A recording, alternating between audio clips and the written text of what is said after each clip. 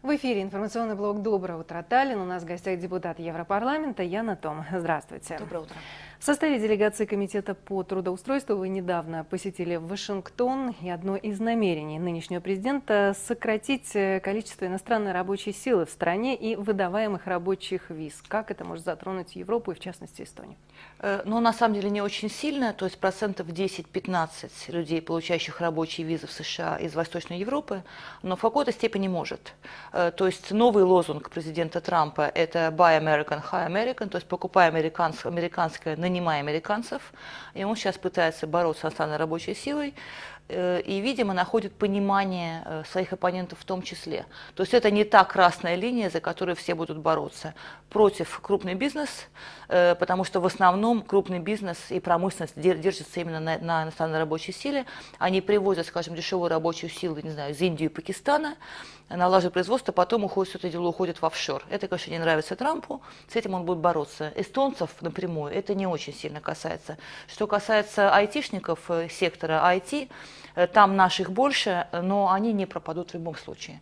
То есть это не малообразованные рабочие стран третьего мира, и в этом смысле нам опасаться, наверное, все-таки нечего. В США сейчас активно происходит дигитализация услуг, но в частности на примере такси. В чем разница подходов, если говорить о США и Европе? Ну, так называемая экономика платформ, то есть это самые простые примеры, это Uber и Airbnb, они пришли к нам именно из Штатов, и, собственно, наша цель была узнать, как они это регулируют на это вообще, и как с этим быть дальше, потому что они ушли намного вперед в сравнении с нами. В Европе, как вы знаете, мы очень любим все регулировать. Немцы уже вынашивают планы того, как бы, значит, им поставить Uber в какие-то рамки. У нас тоже были проблемы. В Венгрии вообще Uber выжил со своего рынка. И вот это нас интересовало больше всего. Но в Америке вообще регулировать не любят. А они верят в силу рынка, который все на свои места расставит. Возможно, в этом есть зерно истины. Но мы уловили несколько проблем, о которых мы пока здесь не говорили, не думали. С точки зрения защиты потребителей, что такое Uber? То есть сколько часов человек ездил. Мы знаем, если мы садимся в такси, что у него ограниченное количество рабочих часов, он, условно говоря, спал и ел.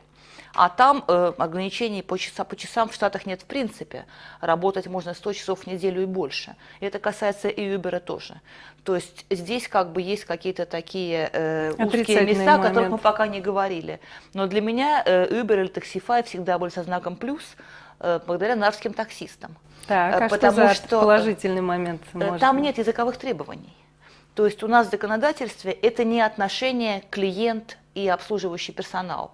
Когда я сажусь на Uber там, или на Taxify, или там, на кого-то еще таким образом, да, у меня нет претензий, потому что у меня другие отношения с водителем.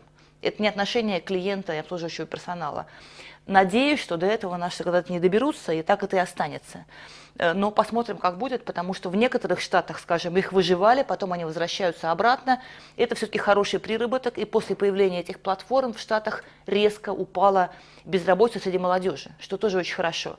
В Эстонии она невысока, все-таки она есть. И если мы такие вещи будем развивать и поддерживать, возможно, мы сумеем ее снизить.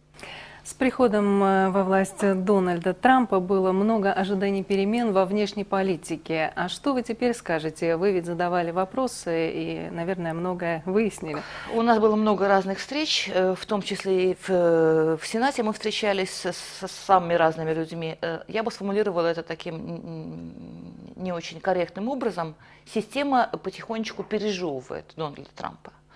То есть его обещания, его намерения не очень выполнимы. Есть противостояние Сената. Кроме того, скоро выборы в парламент. И республиканцы боятся за свои места, потому что их кандидат настолько противоречив, что это трудно объяснить избирателям. И там есть, конечно, в Америке есть огромная сегрегация, я бы сказала, в обществе. Есть класс людей, которые не голосуют вовсе. Это, как правило, люди, живущие на грани бедности или за ней. Они совершенно отторгнуты от политической жизни, у них как бы голос нет, их никто не представляет.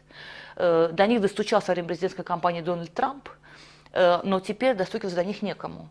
И их в расчет не принимают, и поэтому все-таки все будет меняться в сторону... Я настроен довольно пессимистично. Я думаю, что удары по Сирии – это только начало. Он будет выполнять прежнюю политику, может быть, даже более решительно и более агрессивно, чем это делал Обама. Спасибо вам за этот комментарий. А мне остается напомнить, что сегодня у нас в гостях была депутат Европарламента Яна Том.